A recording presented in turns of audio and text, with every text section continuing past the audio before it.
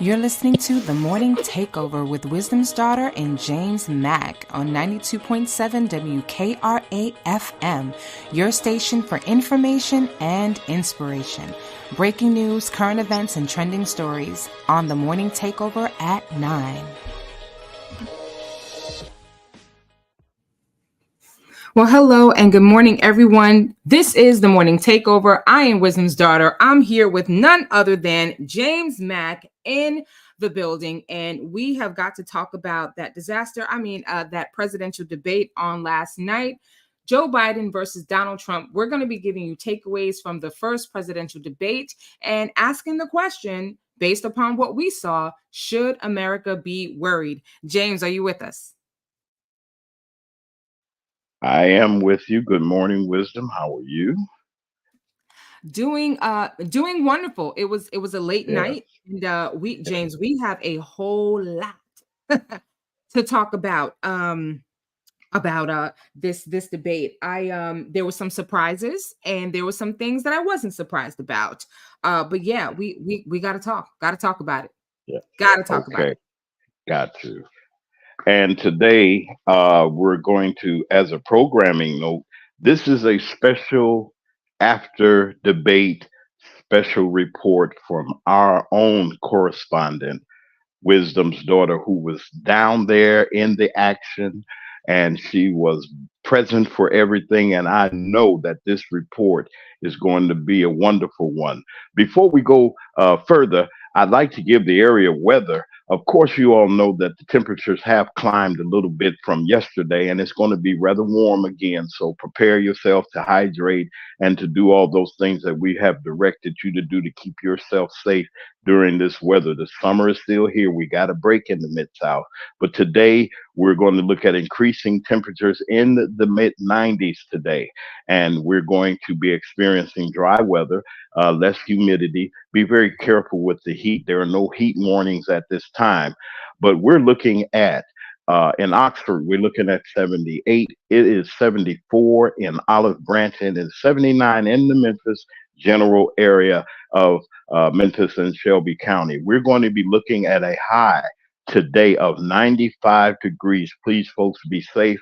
But we're going to cool off a little bit in the evening for those of you that are going to your sports events and your outings. And if you just want to get out, you can get out, and the temperatures will be 79. There will be less wind.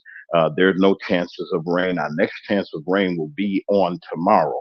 As I said to before, this is a special report from WKRA 92.7 on your FM dial. We had a correspondent that was present at the debate on yesterday. No matter what your feelings are, and I'm pretty sure we're going to be expressing them on today, like say good morning to everyone on our live chats and those of you that are listening. I know that what we have on the morning takeover, we have some great people that are behind the scenes and even in front, as we have like Wisdom's Daughter, who has the experience and the knowledge and the know-how to bring to us. I wouldn't say just play by play, but give us an accurate description of what events happened on last night. Those of you that listened to the debates on various media sources saw some things that were very interesting. And I said this morning in our conversation that we had together that this is going to give us an opportunity to bring to you, our loyal and loving listeners, an opportunity to see the type of skill and the type of uh, tenacity, the personnel and the integrity that they have, that we have correspondents around our nation. And Wisdom is one of our anchors. She has been my co host, and we've been co hosting together, of course, for these last 4 weeks, bringing you the very, very best of what we had to offer to you. And so far, we know that you have responded. So please let us know how you're feeling. Add your comments to the chat, and feel free to participate in this special broadcast as I turn it over right now to our co host, Wisdom's Daughter. Wisdom, hey, how are you, sweetheart? Doing wonderful and ready to get into this discussion because, as I That's said, nice. it was quite entertaining. And so, as James said, we're going to kind of give you a little bit of a recap. We'll talk about some of the takeaways. First, I'll tell you where I was on yesterday, and we're going to open up the conversation with what occurred prior to the debate even starting. And so, many of you are aware that CNN ultimately denied Black media a seat at the table. And so, unlike previous years when the media and some of the public were allowed to be in the debate room or the debate space, it was just Joe Biden, Donald Trump, and the CNN team and production. That was it. And so there was a staging area or space outside of that debate room for media. However, Black media was denied. And so we'll get into a little bit of that a little bit later in terms of thoughts on that, some of the reasons potentially why that may have happened. But ultimately, Black media did not get a seat at the table. So what we had to do, we had to pivot. We had to, come together with a meeting of the minds. And so I was invited to be present at a live taping at Revolt Studios in Midtown Atlanta. And this was a live taping of Revolt News' show, The Culture Speaks. And so The Culture Speaks ultimately was again, meeting of the minds of various Black activist groups, including the NAACP and a number of other groups based out of Georgia, and to come together to have the discussion. And so we had a pre-debate discussion. We listened to the debate. We had a mid-debate discussion, and then we had a post-debate discussion. And as you can imagine, it was heated. As a matter of fact, before the program even got started, it got ugly. It got ugly real fast, with the hosts getting into it with some of the guests that was there. Harrison Floyd was there. Many of you may know him as one of Trump's co-defendants in the election meddling trial, and he ultimately is the Black man that many of you saw all over social media and all over the news, who was in jail, while all the other people that were also arrested with Donald Trump, along with Donald Trump, were released. And he remained in jail for quite some time before he got out. So he was there. The front runner or competitor with Fani Willis for her DA seat was there, and a number of other groups. And so once we got into the conversation, a lot of great things were spoken about, but ultimately this is what had to be done. And so what we're going to be talking about on today's special is some of the key moments. So for example, Joe Biden blaming Trump for inflation in his first answer. Trump flaunting his cognitive test scores. Okay, he wants everyone to know that he's mentally fit. Trump and Biden kind of sparring back and forth on abortion. Biden telling Trump, "You're such a winner." Also, Biden calling Trump convicted felon. Okay, which is what he is. Okay. And Republicans, of course, are going to say, well, so was Hunter, but Hunter's not running for president. And so we're going to get into all of that and more. Those of you who are just joining us, welcome. And so President Joe Biden and former president, AKA convicted felon Donald Trump, squared off in their first debate of 2024 for the White House race in Atlanta on Thursday. Again, this 90-minute debate was hosted by CNN as Trump faced 2 criminal prosecutions over his efforts to overturn his defeat as president in the 2020 election to Biden. So let's start with Atlanta. Why Georgia? Let's start with why Georgia. And so ultimately, Georgia is one of the swing states. It is a state in which Donald Trump lost about 11,000 votes. And it was said in the room that he's coming back to reclaim or to claim his 11,000 votes. And so it's very interesting that they chose Georgia, especially Atlanta, which we know is a city it's a heavy African-American population. We've heard Donald Trump say that now that he is a convicted felon, that he identifies with the Black community and felons in the community. In my opinion, I think that's a load of crap. But again, it's just my opinion, and my opinion may not represent the opinion of all of our listeners. It may not even represent the opinion of the station. But ultimately, that is what Donald Trump said. But nevertheless, Biden's campaign ultimately is under pressure. ultimately it felt like he was in a place where he had to prove that he is still fit to be president. People are talking about his age. The truth of the matter is Joe Biden did not perform his best last night. Many of you may or may not know that he was dealing with a cold. His voice was very low. You couldn't understand half of his sentences. He would start a sentence and you get half of it, but you couldn't understand the rest. His campaign team has had him all over the place. He just came back from Europe, and in my opinion, he probably should have rescheduled the debate. All right. But interesting again, what we see this year, different from last year, again, no studio audience for the debate. Each candidate had a microphone and they had a time limit, and their microphone would ultimately be muted when it was their opponent's turn to speak. And so Donald Trump had no choice but to behave himself. One of the things that did not that actually surprised me was the fact that he took it serious. So I just have to highlight that, because we do come down hard on Donald Trump a lot on our show. But he was poised. He did speak better than we've heard him speak at some of the other campaign events that he's been at. Okay, we didn't hear any rhetoric about sharks and potentially being electrocuted from an electric boat being sunk in the water. We didn't hear any of that. Trump seemed to be more on his A game than I would have expected. But again, he wasn't suffering from a cold. He had not just come back from 2 countries in Europe.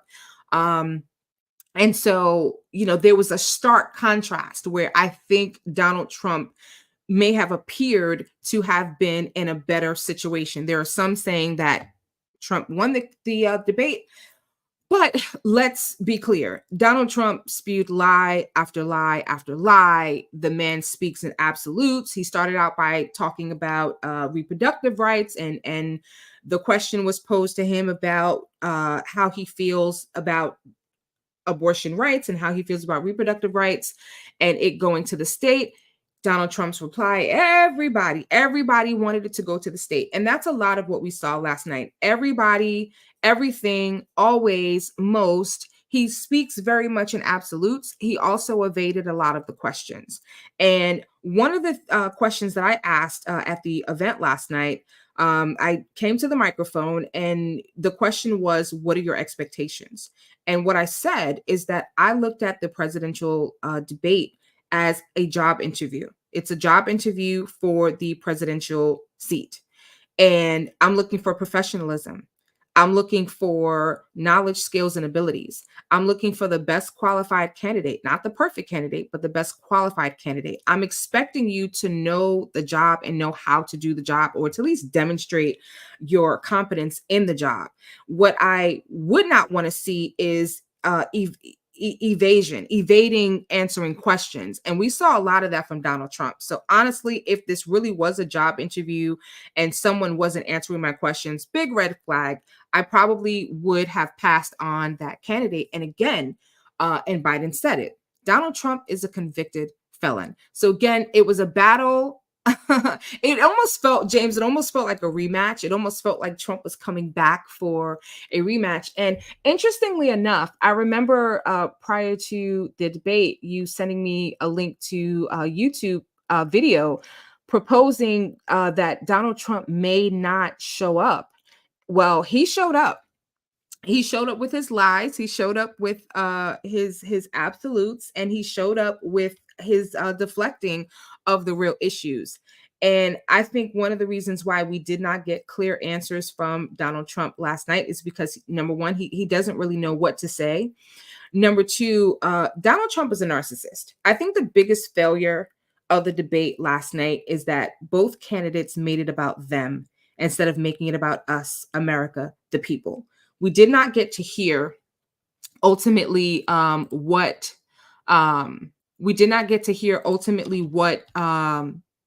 what their plan was. What do they plan to do to improve this country, to help this country, to get us where we need to be, to fix a lot of the issues and the systemic problems? We didn't really hear much about gun control. We didn't really hear anything about reparations, which we knew we wouldn't.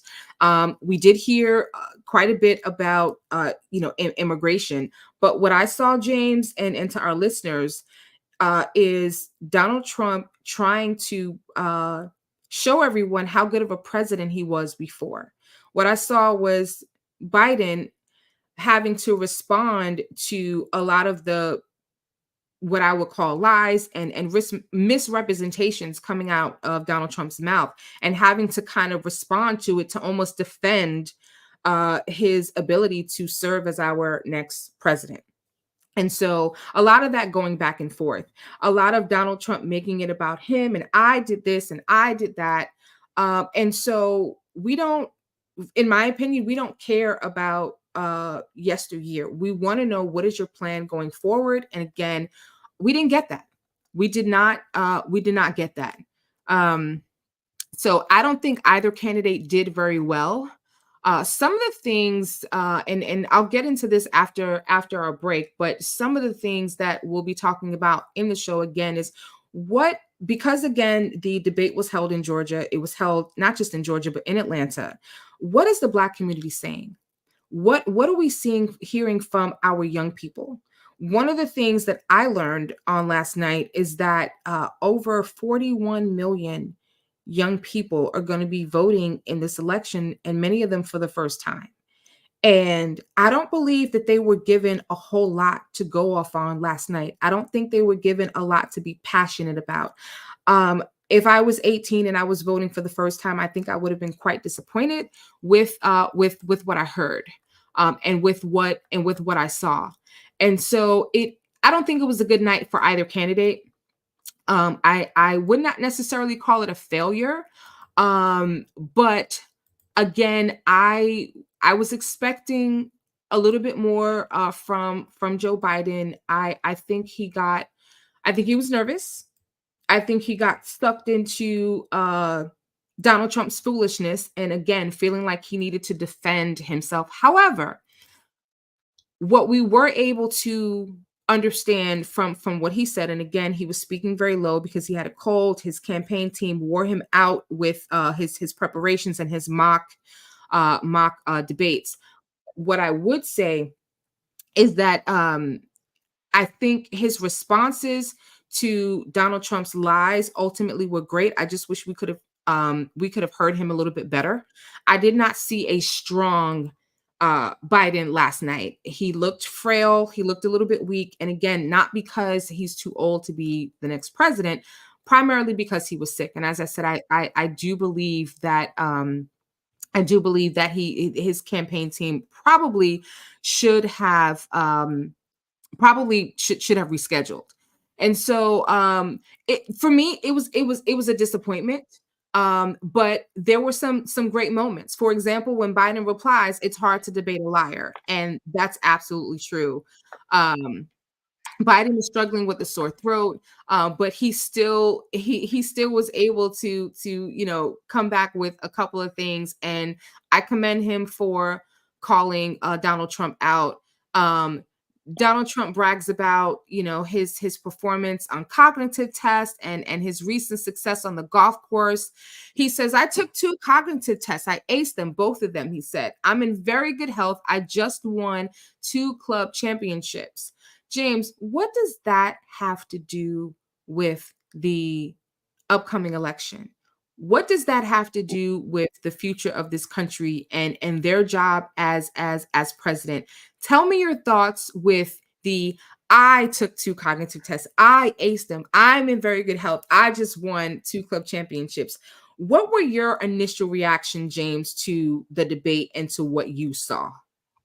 In other words, what was my total reaction? I can tell you what it was. One, I saw a performance that I thought that I was not expecting to see. I wasn't actually there. I wish I could have been there. Um, a little frustration because people got nervous about the person that was standing up there versus this other person, even though he lied through the whole debate. He lied. Every word came out of his mouth. And even when they asked him over three times, would you accept the results of the election? I'm not going to get into that part. I'm going to let you do that part. Listen, I want to let everyone know this is a special report, special presentation by the Morning Takeover. Uh, the debate, what happened, what went on, what were the key takeaways. This is WKRA 92.7 on your FM dial. We'll be right back with some more. Hold on, wisdom's not through, you all. You're listening to The Morning Takeover with Wisdom's Daughter and James Mack on 92.7 WKRA FM, your station for information and inspiration. Breaking news, current events, and trending stories on The Morning Takeover at 9. And we are back. And we're back. Uh-oh, see, no, I got you. I got you, Wisdom. Like, we back, I'm going to uh I'm going to drive the car this morning in a sense, and I'm going to let you give your great observation of what happened. Wisdom and I both are excited, but as I was stating before, she was actually there. She was there in the atmosphere in some rooms. She was there witnessing things, even behaviors that should not have went on. There's some key takeaways that she's going to be doing, and she's going to be talking about everything that. And somebody said, "Well, he's not saying anything." I don't need to say anything. I want to hear from our correspondent and lead anchor here on the Morning Takeover. Yes, I said that. She's one. We're anchors, so she's one of my anchors. She's one of the anchors. We work together wonderfully, and it is a great benefit to this radio station that we have actual correspondence in key places. Now, I'm not saying we're going to be everywhere, but we really are in places that you never thought that we would be. Legitimate press, credentialed press. We have our thing together, and as we build together as a community of people, and as you listen each and every day, like you have been, Lady BB, and all of the rest of Sharon Reed, and to Tony Richardson, and all of those people that are in the chat. I said what I said. I see you over there looking over at us, and we just want to say to you that we thank you for to Jay Bennett and to Alice, the blessed child of God. All of you all that are in the chat, tell somebody. Tell somebody that we're on the air, and we have a eyewitness. And from a regional standpoint, there was no other regional from this region and our radio region. There was no correspondent from this area in this state that was actually in Atlanta doing what Wisdom's Daughter has done. And that says benefit to our staff, to our researchers, to all those people that contribute, and even to you that listen. It's because you're listening. It's because you're paying attention and giving us this great opportunity to bring you inspiration and information on this WKRA 92.7 on your FM dial with Wisdom and James on the Morning Takeover. And it is going to be taken over. Wisdom, you get ready to take over. I'm going to jump on the other side. I'm going to put my seatbelt on for you because I know that we all for the ride. And hey, there's some ladies out there that can throw down. They throw it up and they be ready, and they can stick shift, and they can do everything. So I'm going to get out of the way. I'm here. I'm a passenger today. One note that I would like to say to an association that I have been a member of, and I do endorse, the National Association of Black Journalists, is lodging a complaint against the broadcasters and even both of the uh, presidential campaigns for the mix up there. Wisdom is more than likely going to say some more about that, and she's going to give us more takeaways from her experience in Atlanta. Wisdom, you gone. Let's hear what you got to say. All right. So once again, we're talking about Biden versus Trump. They faced off in the first presidential debate of 2024 in this race for the presidency. And again, it was not a surprise that Donald Trump was coming with the lies. It was not a surprise that he was evading answering questions. And again, it is in my opinion that he was unable to answer. And one of our listeners said Trump is the only person I've ever heard brag about acing a cognitive test. Well, that's Donald Trump for you. Again, bragging about him being in very good health. He seemed to be referring to the cognitive test that he took while he was in the presidency in 2018. That was what, six years ago. He's talking about a cognitive test most likely that he took 6 years ago. But again, this is what you can expect from a Donald Trump, where everything really is about Donald Trump. Biden also called Trump a whiner who falsely claimed to have won their last White House race and would likely do so again if he lost a second time. And again, the question was asked if he would accept the results of the of the election, and we still are waiting. Donald Trump, we are still waiting on your answer. We did not receive it last night. What we got is, well, wait. Before I get to that, let me talk about this over here. Biden also said, I doubt you'll accept it because you're such a whiner.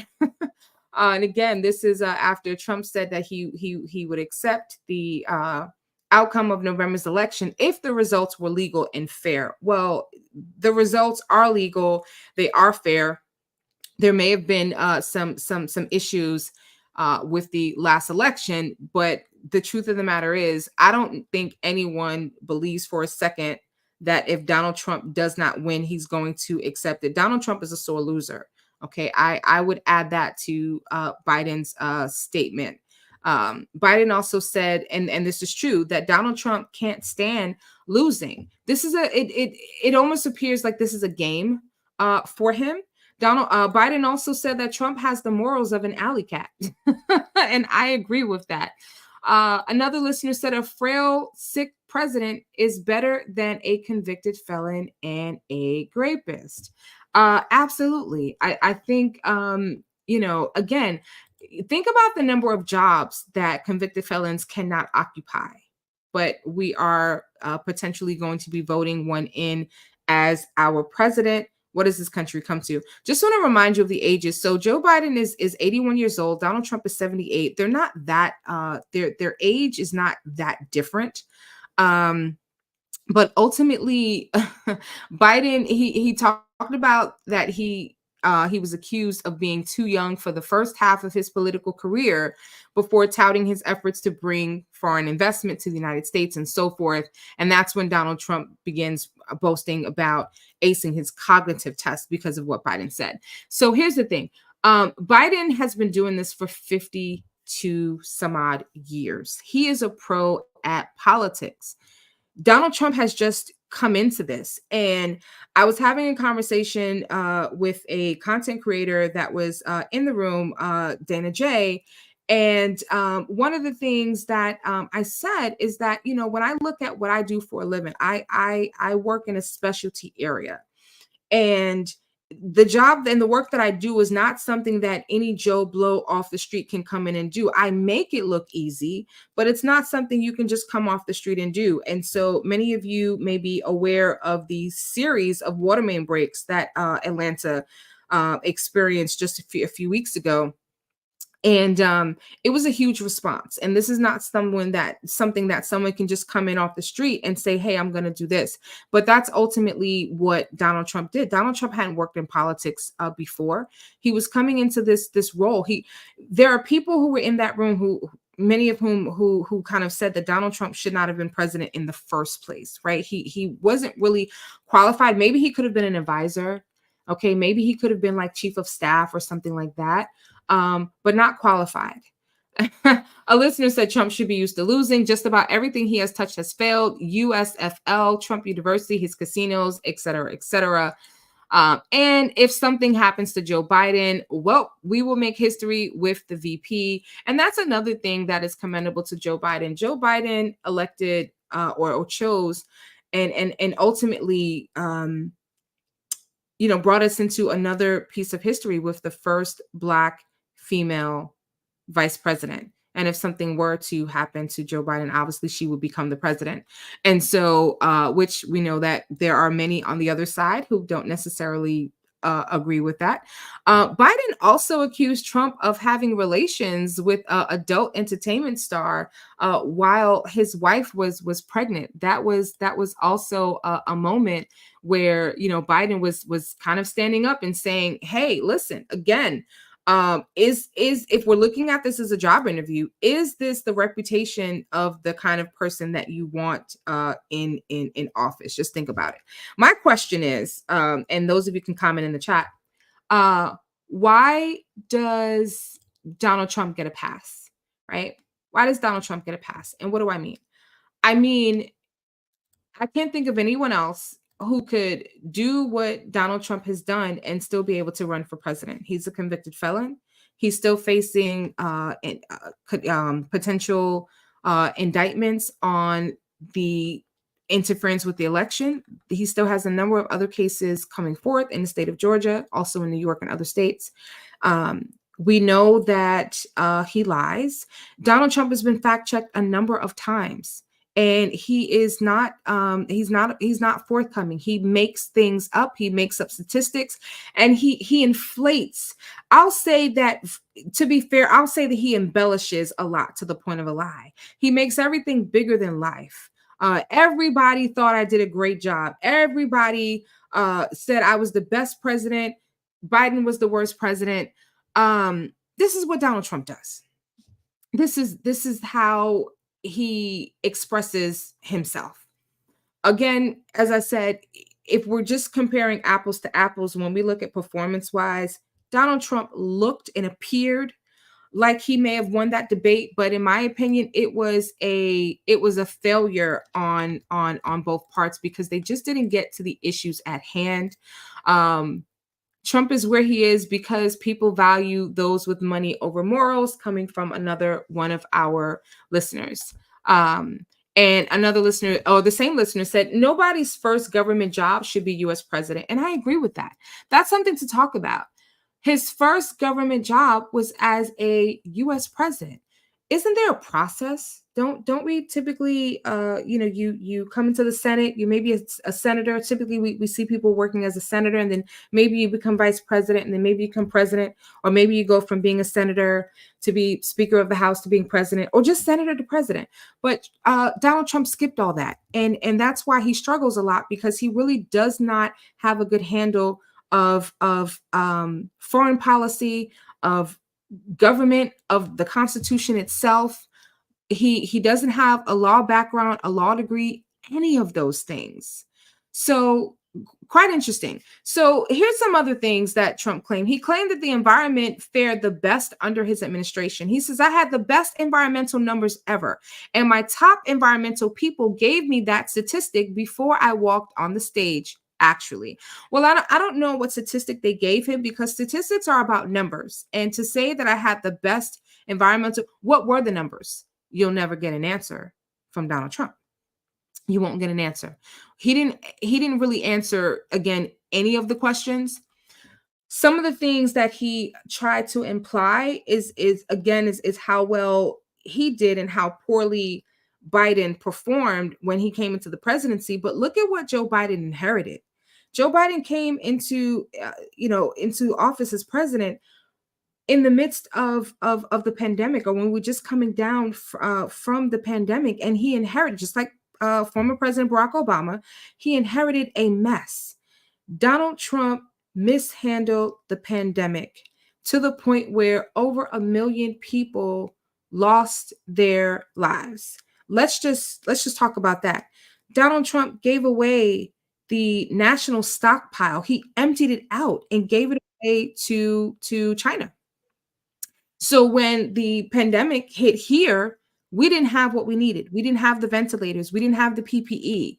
We didn't have enough of what we needed here. He talks about the fact that gas prices were low, the lowest they'd ever been during his term. Well, no one was driving because, again, it was the pandemic. So again, these are some of the dangerous things that Donald Trump does. And there are a lot of people who don't fact check, who don't look into what Trump says. They just take what he says at face value, and I think that is quite dangerous. Again, we heard it earlier. Biden said that Trump has the morals of an alley cat as he slammed the Republican over the infidelity allegations at the center of Trump's criminal hush money case. He blasted Trump for, again, having relations with the porn star while his wife was pregnant. Again, referring to the claim that adult star Stormy Daniels had a one night stand with him in the mid 2000s while he was married to his wife, Melania Trump. Now, a New York jury again convicted him for falsifying business records. Once again, if we're looking at this like a job interview, falsification, right? If someone falsified their application, is that someone that you're going to hire? Well, why would we put someone in office who falsified business records, right? So, interesting things that came out. Biden also said the only person who was a convicted felon is the man that I'm looking at right now. Again, kudos to Biden for calling that out. I think that was an important call out. Again, a reminder, because it's Biden versus Trump. And Trump's only defense is that he passed his cognitive test. He can't really deny because he's a convicted felon. Trump claimed that everybody wanted federal abortion protections under Roe v. Wade to be abolished and for the issue to be handed to individual states. Remember, I said that Donald Trump speaks in absolutes. And so here we have it again. Everybody wanted. Well, did everybody want Roe v. Wade to be abolished? I imagine that there are some listeners who may have felt differently.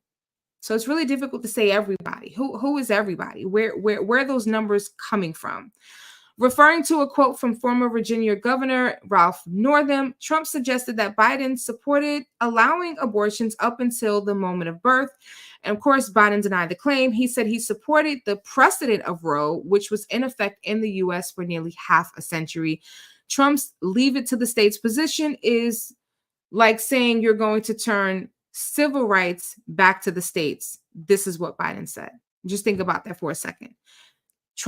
Let's just leave everything to the state. Can you imagine if civil rights were to be put back in the hands of the state?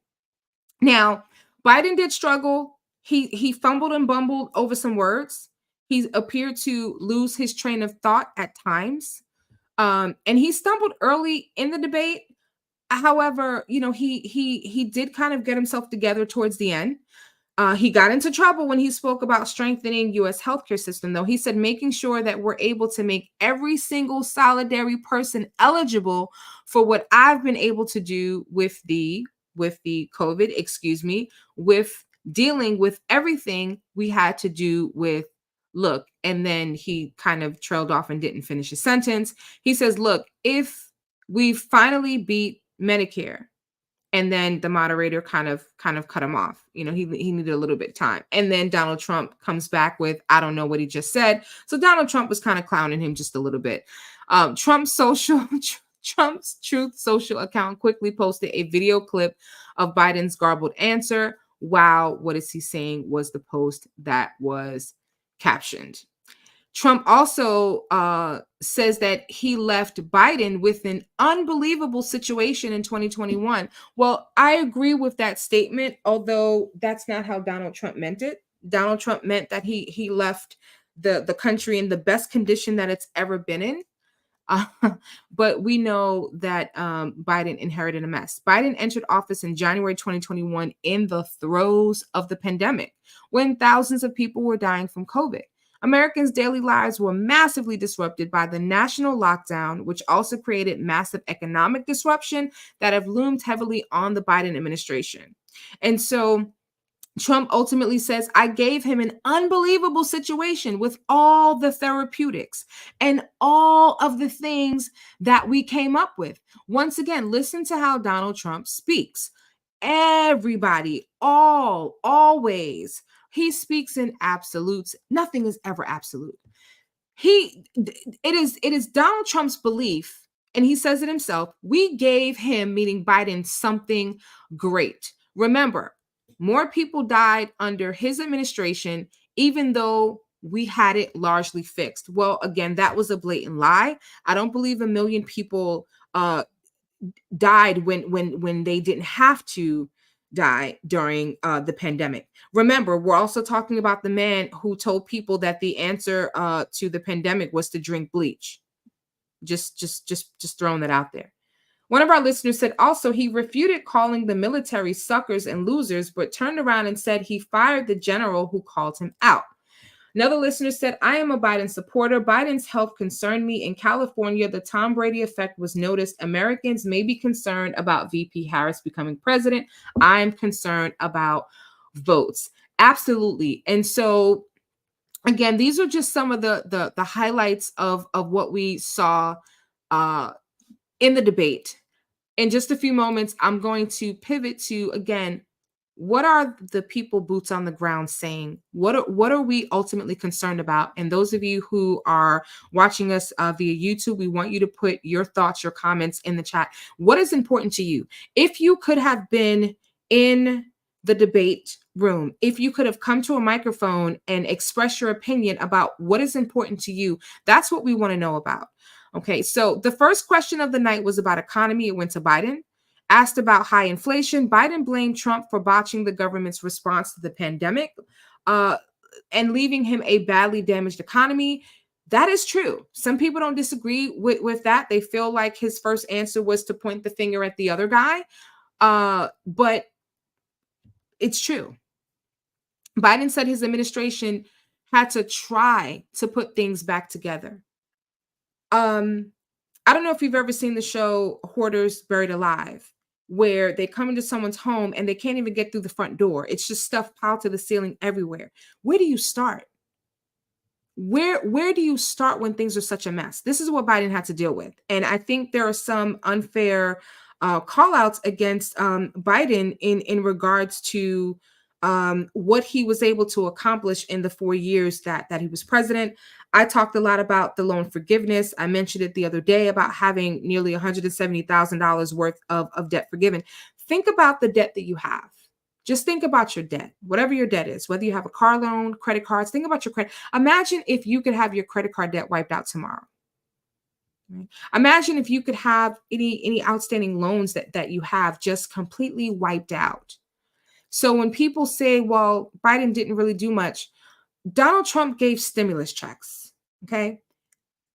My response to that is, if you give a man a fish, you feed him for a day. If you teach him how to fish, you feed him for life. That was a Band-Aid. That was a temporary fix. Most people can't even account for what they spent those stimulus checks on. And I'm not saying that they weren't helpful, but what is the long-term plan? What is the long-term plan to fix these systemic issues in our justice system? What is the long-term plan to fix systemic issues with law enforcement and with our police departments and police officers who are supposed to be serving and protecting, but what they have done is they become bullies with a badge? What are we doing about that? What are we doing to help educate and to retrain officers to work with the community, to integrate and partner with the community rather than over policing the Black community? Didn't get any of that. We also didn't really get their true plan for our economic state. What are we going to do about leveling the playing field and closing the gap with the income disparity between women and men, between the white community and the Black community? Why is it still that African Americans make so much more less than people of other races doing the same job? What are we going to do about mass incarceration? And to try to figure out how we can, again, work through the systemic issues of Black people and mostly Black males being over-policed, being racially profiled, because walking while Black is a crime, driving while Black is a crime, being Black is a crime. If you're Black, you're suspicious. We talked about that at great length in the room. There was a Black male that's a Trump supporter in the room. I apologize, I cannot remember his name. I know that he's into music and he's local here in Atlanta. And one of the things that sparked such a great debate at the event that I was at is he talked about the fact that he said specifically that the biggest issue with the police and the Black community is not race, that racism is and being racially profiled and all that is not the biggest issue, because he's never been racially profiled. He has two young daughters. Okay. He said the issue, or what we have to talk about, is young Black people wilding out. Oh boy, that spark. I thought it was going to break out into an all-out fight, James. It was it, yeah, the entire room erupted with a number of people voicing their discontent and their disagreement with that statement, with one young man who is a photographer speaking his testimony about him doing a photo shoot, and officers running up on him while he was doing his photo shoot, telling him to get down on the ground, put his hands up, all these things. And he's just asking, what happened, what's going on. They told him ultimately that he looked like someone they were looking for. He looked like he fit the description. He asked, well, what was the description? They couldn't tell him. They said, just be quiet and be lucky that we didn't throw you on the ground spread eagle, with an assault rifle to your back. He said that he can only imagine what would have happened if he would have turned around with his camera in his hand. And he said, you don't see that we're doing a photo shoot? We're not doing anything wrong. We're doing a photo shoot. And the officer said, yeah, well, I've been watching you for about 5 minutes. um these are the issues that we're dealing with, and I don't want to go into a long discourse about what this young man said. I absolutely don't agree. I absolutely feel that a lot of the issues with young Black men um being arrested 4 times, and don't quote me on these statistics, I'm going to pull a Donald Trump here, and I'm just going to pull some numbers out of my backside. 4 times more than any other race, but let's just say more so than other races. Their incarceration rates are much higher given the small percentage of the population that the Black community represents. Why do they always get the max? Why is it that police officers always have to use lethal force and get away with it, even with body cameras? And so there are major issues happening in this country, none of what was talked about last night. Biden poked fun at claims by Republicans that he's using drugs or other performing enhancers to prepare for the debate. He says, I don't know what they've got. Excuse me. He says, I don't know what they've got in these performance enhancers, but I'm feeling pretty jacked up. This is Biden's official X account that was tweeted. Got real jack. It's just water. And again, um, I don't think these types of things are funny. I think we need to get to the real issues at hand. It is Biden versus Trump. It's a democracy versus an autocracy. We have a man who if it was possible and if it was within his power, and he already said he wants to increase power, he's looking to put himself in a position where he can run this country like a dictatorship, like an autocracy, even if we don't use those words. Some of the other things that came out with the community in terms of what's important to us. We did talk a little bit, very, very briefly, about gun control. We talked a lot about the race issues in this country. That was a very heated exchange. We also talked about voting and what the Black community needs to be doing. And before we get into that, James, what is your response to, because I just want to get a quick thought. What is your response to two things? One, what is your response when people tell you that they don't feel that Biden is up to the job? They don't feel like Joe Biden has done anything for us. That's one. And then after the break, I want you to give your response to those people who feel like um, Black people are incarcerated more because we commit more crime and because we're out here wilding out in these streets. So, first Oh, question, how do you respond to those who feel like Joe Biden is not up to the job and he really didn't do much for us while he was president? I feel that that's anybody that thinks that has not done their homework as far as looking at the achievements and looking at the ways that this administration has literally saved this country during the time of of tremendous stress, strain, sickness, and death. But I think I can go along with it. I was just enjoying what you were bringing, and of course, I will answer those questions. And I'd like to just remind you, we're on WKRA 92.7 on your FM dial. This is the morning takeover. We'll be back. Don't go nowhere. We're on our way back, and I'll elaborate just a itty bit. Wisdom's daughter and James Mack are dominating the airways with the morning takeover on 92.7 WKRA FM, your station for information and inspiration. Would you like to advertise your business on the radio? We're seeking sponsors for the morning takeover. Space is limited, so act now. Send an email to morningtakeoverjw@gmail.com for more information.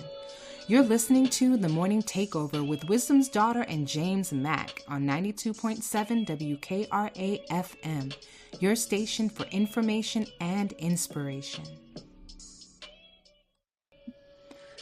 Wisdom's daughter and And we're back. Hey, we're back. Back on the morning takeover. And I'm telling you, the chat is live with people and we're engaging. Please like and share, subscribe to our YouTube channel. Also, we want to hear what you have to say. And hello to everybody that's in the chat. This is a special report from the morning takeover, a recap of last night's presidential debate, the very first one, and hopefully we'll get a series of debates. It was early; it's June. I know that people saying that do we have enough time to find somewhere else or whatever the case may be, but we have Wisdom's daughter who hopefully with the information that she has provided on this morning and that has given us an opportunity to really look inside what was going on, the reactions of people, even with the things that were going on there. There were other things that were going on in the vicinity of the CNN Center where this debate was being held. There are several issues that have come up, and I'm going to, as we have this morning, informed you that our anchor, our co-host, my wonderful sister and friend, was in the rooms of these places and saw exactly what was going on. And I just think that it is a opportunity for us to see that there is still people that are journalists. They're just not talking heads. There are people that are actual observers because we not only want to inspire you, but we want to make sure that you have the proper information to make an informed choice of what you might say. Yeah, we have a lot of things that we want to talk about. There's a lot of this that this show might not carry, but we want to give wisdom an opportunity to continue to bring us face to face eyewitness person that was right there in the room with others, and she's going to tell us on some continue on her conversation about what she's heard, her reaction and feeling, and we want to know what you got to say. If you're in the chat, and I don't know if we'll have enough time to allow anyone to come in. Wisdom is at the anchor, and she's going to continue to give us play by play. But to answer her question, the incarceration rates in America, and they're stagnant, they're staggering, and they're shocking because the majority of the people that are incarcerated are black and brown people, and the effects on that in our society are great. There are a number of things that I could also say about the subject, but my whole heart is focused towards we have to make a informed choice on the selections that we have. Who you vote for, I can't tell you what to do. I can give you my opinion. I can commentate. I can bring you the information. But the information that we're bringing to you on WKRA's Morning Takeover Show, it gives us an opportunity to let you know what's going on and what's happening in our community. Once again, I'd like to turn over to our reins over to our co-host and lead anchor on this the morning takeover, Wisdom's daughter. I want to hear what she has to say. I want to let her be able to give to us that she brought back from last night. Wisdom, I'm over here, but I got to hear what you have to say. Yes, sir. All right. So we've been talking about again the debate. It really felt like it was some sort of rematch. A lot of going back and forth between the two candidates. And again, one of the things that we saw that was not surprising was the lies coming from Donald Trump.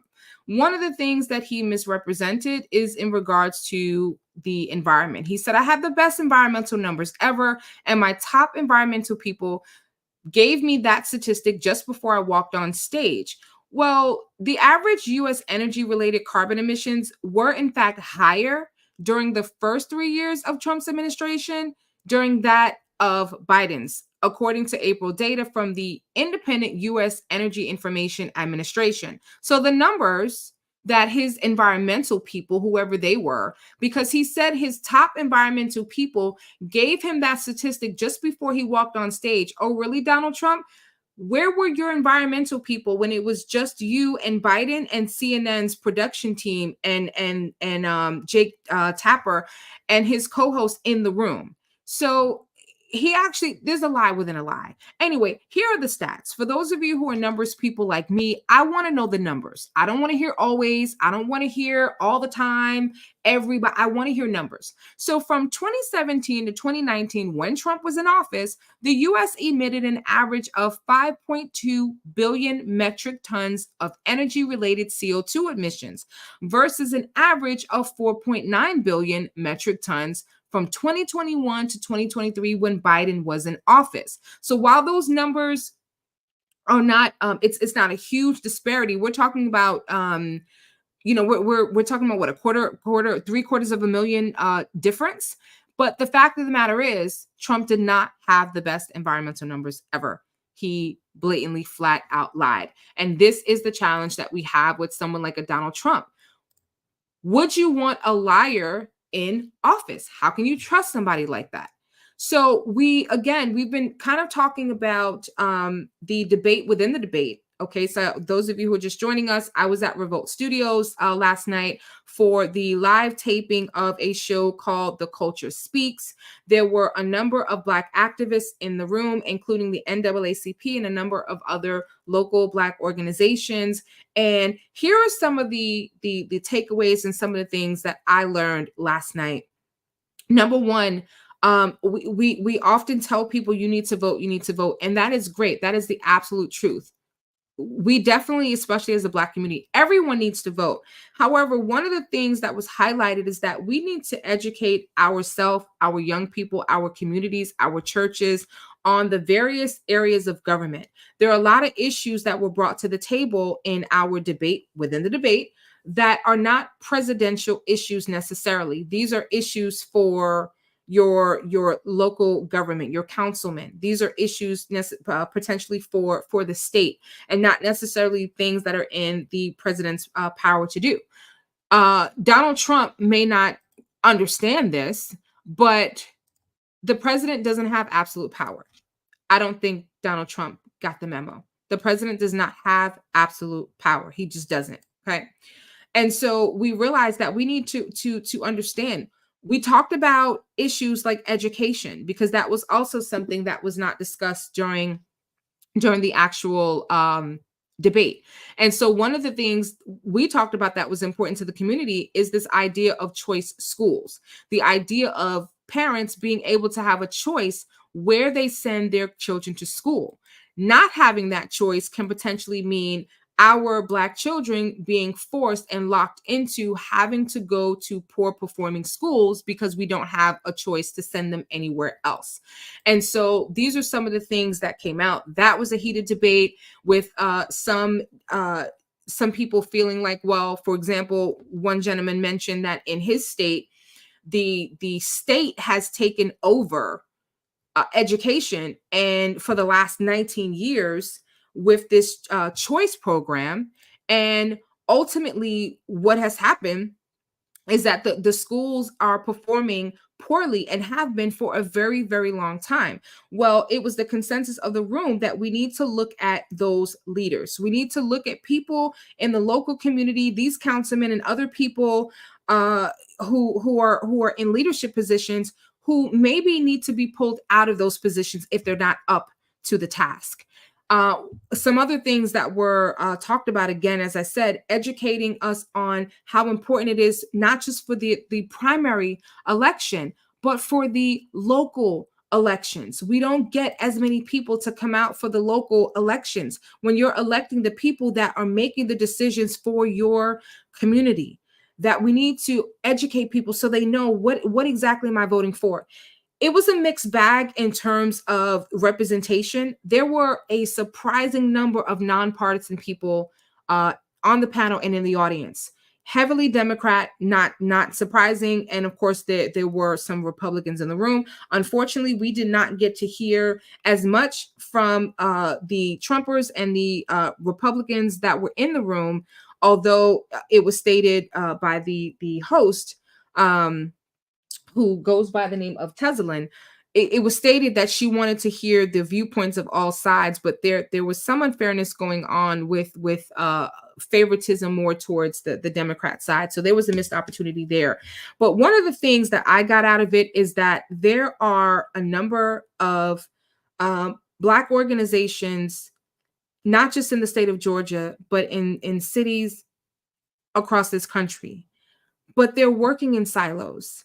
I think the best thing that happened yesterday is that we had all these organizations in one room talking. I don't often hear about a coming in a meeting of the minds between these various organizations. I'm not familiar with a Black caucus or a medium or a platform where these groups can come together and begin planning. One of the things that I do know is that when the Black community comes together, not only are we stronger, but we can accomplish things. Okay, we came together during Selma, and look at what we were able to accomplish. We came, or in Selma, I should say, we came together for the Million Man March, and look what we were able to accomplish with that.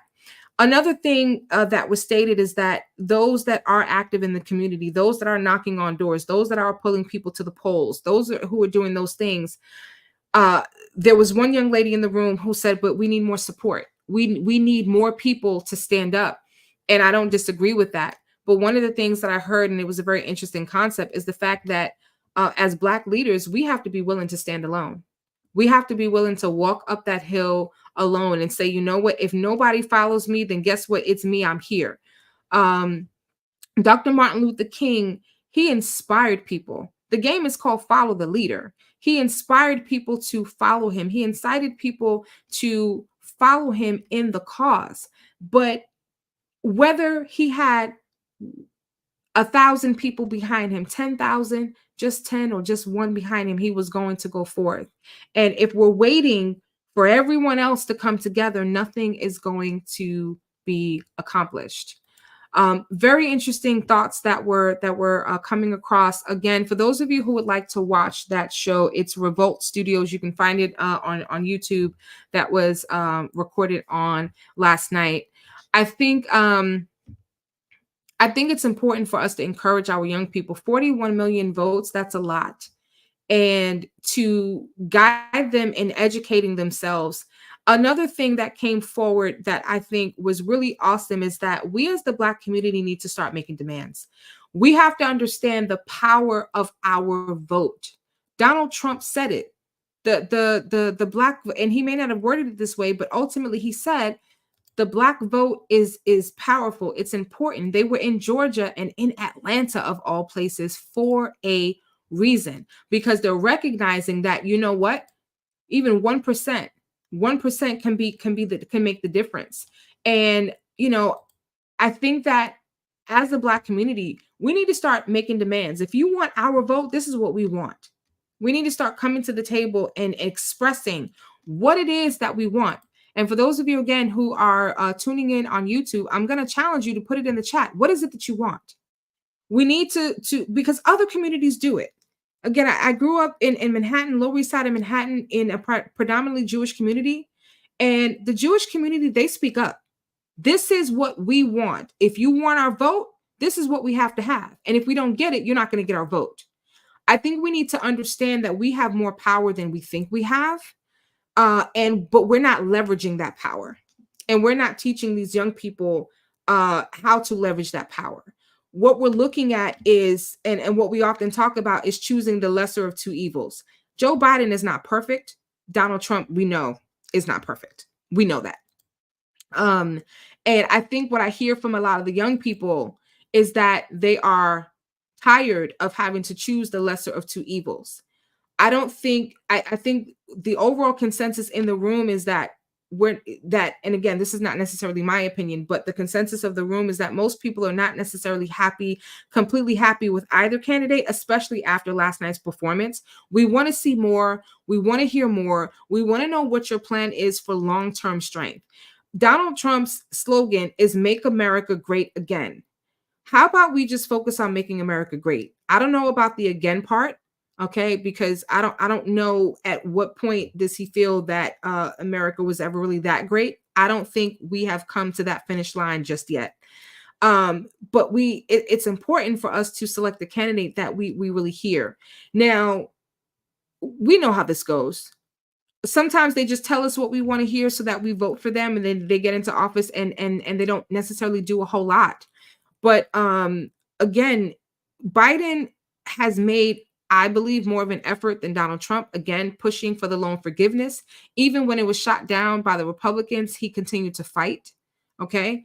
And when you have that much debt forgiven, it really does help your credit score. Let me just say that. Also, he's pushing for programs for Black women to start businesses and a number of other things. So I think it's important that we really look at what's been done. And I don't think Biden has gotten a fair shot. I don't believe that, and I should have had it ready. I should have had it highlighted. And we'll make sure we'll talk about that for the next show to kind of look at the accomplishments of both, because we've got to look at both sides. So we'll look at what has Donald Trump accomplished, what has Biden accomplished, because I think oftentimes out of sight, out of mind, I think we forget. One of our listeners said, I want every Black community to look at the clear people communities, housing, businesses, and schools. Another said, some voters in my districts are asked what we want via polls, via phone calls, and invites to town halls. We need to be at those town halls. When those town halls are opened up to the community, we need to be there. We need to speak, but we've got to be able to speak with one voice. One of the things that I thought about, again, is that a lot of these Black organizations work in silos. Black Lives Matter was a movement, and in my opinion, a successful movement, although there were many challenges. Okay, we know that there was a misappropriation of funds and all those things.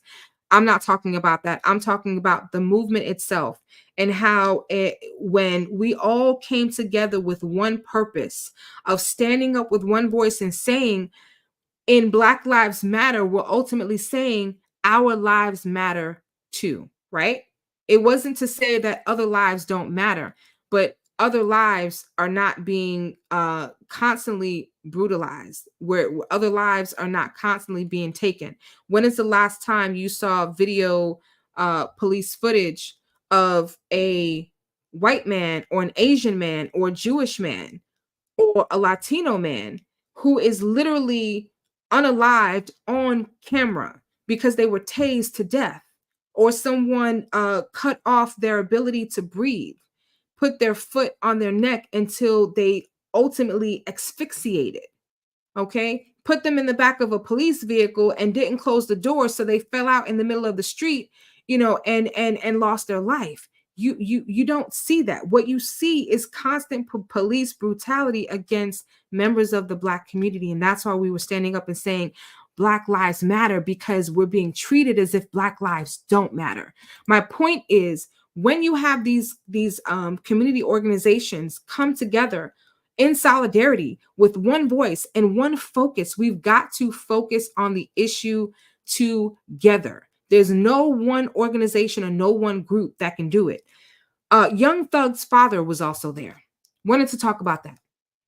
Young Thug's father was also in the room, and I had not necessarily been following the Young Thug case. One of the things that's happening in Georgia, not that it doesn't happen in other states, but it's happening at an alarming rate in Georgia, is Black men being hit with RICO charges, racketeering and organization. Basically, they're being accused of organized crime, whether that be in the form of drugs, guns, whatever it is, gangs, and so forth. And he spoke. I had not been following the case as closely as I probably should, just popping in here and there. But I think there's an assumption that, especially because his name is Young Thug, oh, he's a rapper, he's a thug, whatever it is, he must have done it. He talked about his son, and one of the things that Young Thug's father said, and we're gonna try to get the family on the show. But one of the things that his father said is that his son is not a convicted felon. His son is not a convicted felon. Donald Trump is a convicted felon. His son is on trial, but he hasn't been convicted. He said he has not. He's not a felon, meaning that he doesn't have any felony charges against him. He's not a convicted felon. But here we are potentially about to elect a man who is.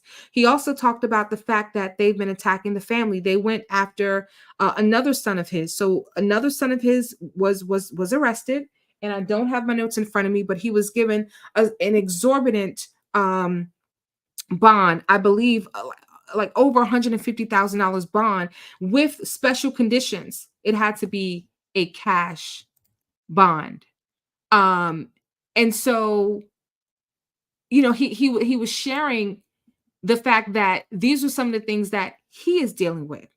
And interestingly enough, if I remember correctly, he was saying that this son is mute. He's mute. So what? And I'm not saying that because somebody has a disability that they can't commit a crime. That's not what I'm saying. But what is it that he could have really done? He also talked about his grandson. They came after his grandson as well. And so there are issues here. In the state of Georgia, but in many states. We talked about Mississippi. We talked about, which we've talked a lot on this channel, that is the home state of the radio station. We talked about Louisiana. There are many other states having a lot of issues that didn't come forward. But I think the greatest takeaway is that we need to have more conversations like this.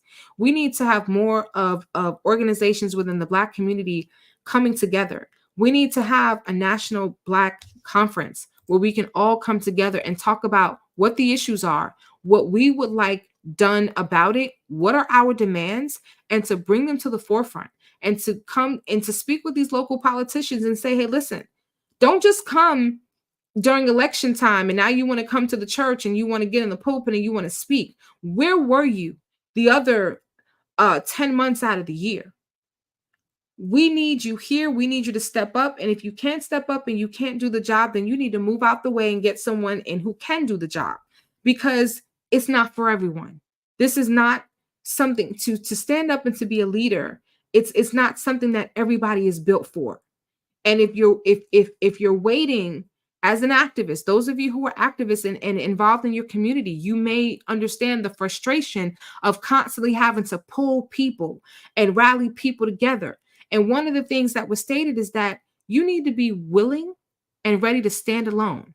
The challenge in the Black community is that we are no longer willing to die for the cause.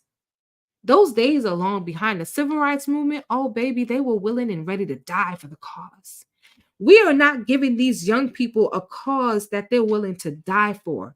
That is why these young people end up joining. Some of these young people end up joining gangs and getting involved in other activities. Okay, because we're not giving them something where they're willing to risk it all.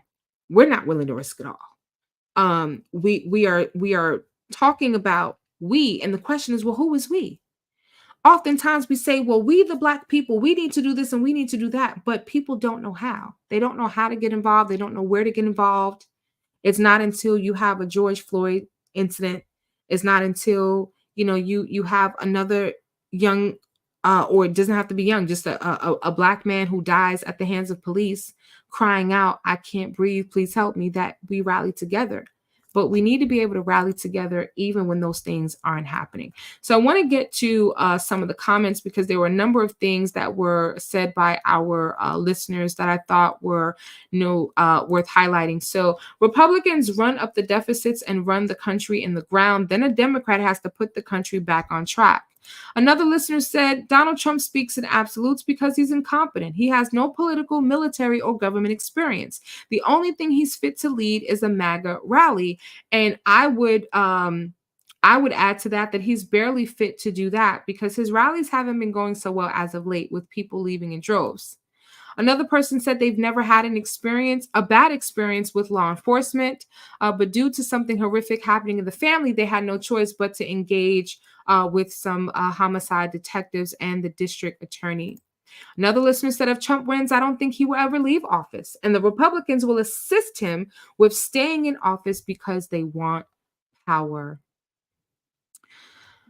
We have to look at our history as a Black people, more specifically from slavery to the present. President Biden has done more for Black people since President Lyndon B. Johnson. We have a ways to go. This is coming from one of our faithful listeners. Another listener said, my understanding is that only about 6% of voters are on the fence. Secondly, I have been advised Trump has increased in percentage of Blacks who claim to be voting for him. The ground game is so important. And in the last few minutes that we have, absolutely. We're seeing a lot of people voting or expressing that they want to vote for Trump, and people have a right to vote for whoever they want to vote for. We're not here to tell you who to vote for.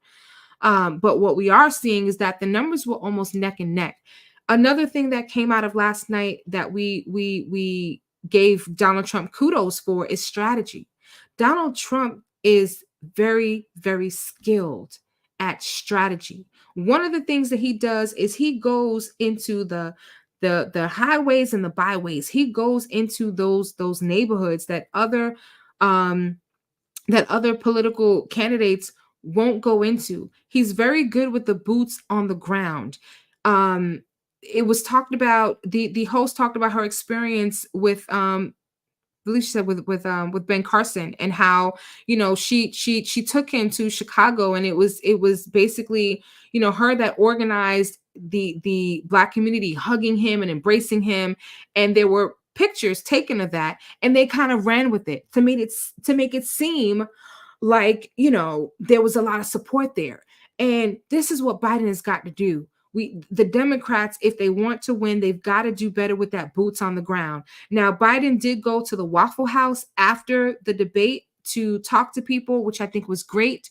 But there's got to be more. You're not going to win this election with debates like this. Let me just say that. That's not going to happen.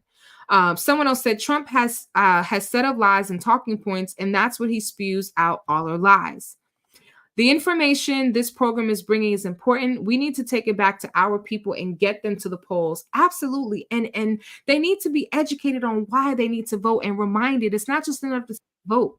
They also need to be reminded why they need to vote. Another listener said Trump and other white nationalists, MAGA, the Supreme Court judges, and the majority Republican Party are working to take away our gains, such as striking down parts of voting rights, DEI. Right? Diversity, equity, and inclusion. They want to get rid of it. They've already successfully gotten rid of affirmative action. Affirmative action no longer exists anymore. So these private colleges don't have to accept us. They don't have to accept our applications anymore just because they need to diversify.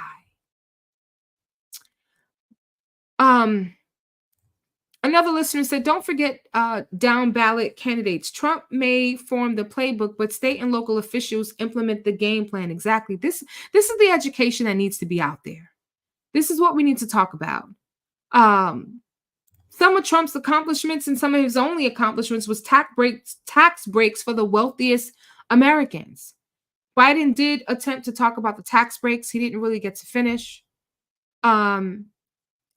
But wealthy, so we want to put things in place to benefit the wealthy. I said it before. What about those who are not wealthy. That percentage of wealthy people is very small, very, very small. And you have a whole country that needs to be focused on. Someone said Donald Trump was able to bring the racists from under the hood to the forefront. We all should be standing, even if we are alone.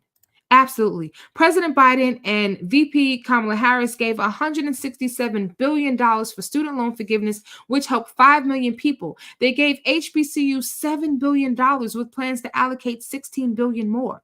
Educate yourselves on what these candidates are doing. 3 words to Supreme Court. How many more Trump appointees can we take? Absolutely. We talked briefly because we're running out of time. We talked briefly about and then I'm going to let James close this out. We talked briefly about the insurrection with Trump supporters stating that we need to stop calling it an insurrection. Looking at the actual definition of insurrection and saying that whether they stormed the White House, there were those in the audience who said, I have footage of the police just letting these people come in. But my thing is, if those people were of another race, if it was the Black Panther Party that had done what these people did, because several people lost their lives, over 100 people were injured. If it was the Black Panther Party who had done what they did, oh, well, they would have been talking about everything from guerrilla warfare and domestic terrorism and all those things. My question is, why does Trump get a pass? Why does Trump get a pass? Oh, because he approved continuing what President Obama approved and gave several million to HBCUs? He didn't come up with that on his own. What did Trump come up with on his own that he did for this country? Or is he just piggybacking off of what other people did and trying to take the credit? These are some of the questions that we ask. James, in the last few minutes that we have, take us on home. Give us your final thoughts. What do we need to be doing as a Black community? How do we help ourselves? How do we pull ourselves up by our bootstraps? One thing I'd like to start off with is excellent coverage.